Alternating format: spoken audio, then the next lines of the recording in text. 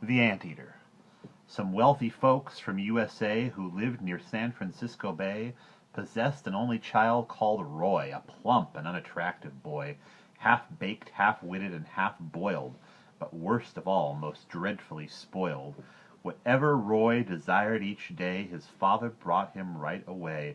Toy motor cars, electric trains, the latest model aeroplanes, a color television set, a saxophone, a clarinet, expensive teddy bears that talked, and animals that walked and squawked. The house contained sufficient toys to thrill 500,000 boys, as well as this young Roy would choose 2 pairs a week of brand new shoes.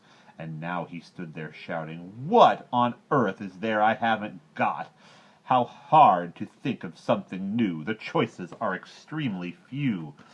Then added as he scratched his ear, "Hold on, I've got a good idea.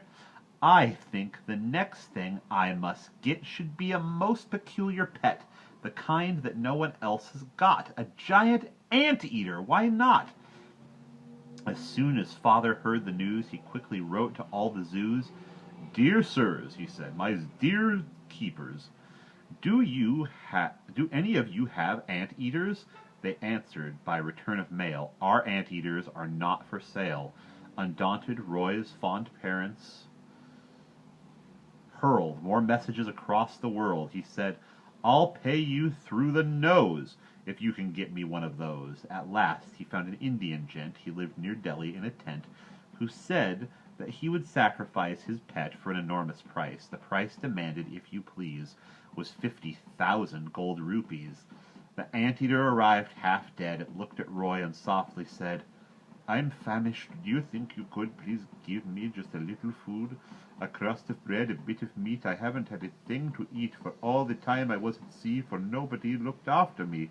Roy shouted, "No, no bread or meat. Go find some ants. They're what you eat." The starving creature crawled away and searched the garden night and day. It hunted every inch of ground, but not a single ant was found. "Please give me food," the creature cried. "Go find an ant," the boy replied. By chance, upon that very day, Roy's father's sister came to stay, a foul old hag of 83, whose name it seems was Dorothy. She called to Roy, "Come, let us sit out in the sun and talk a bit." Roy said, "I don't believe you've met my new and most unusual pet." He pointed down among the stones where something lay, all skin and bones. "Anteater," he yelled, "don't lie there yawning. This is my aunt. Come say good morning." Some people in the USA have trouble with the words they say.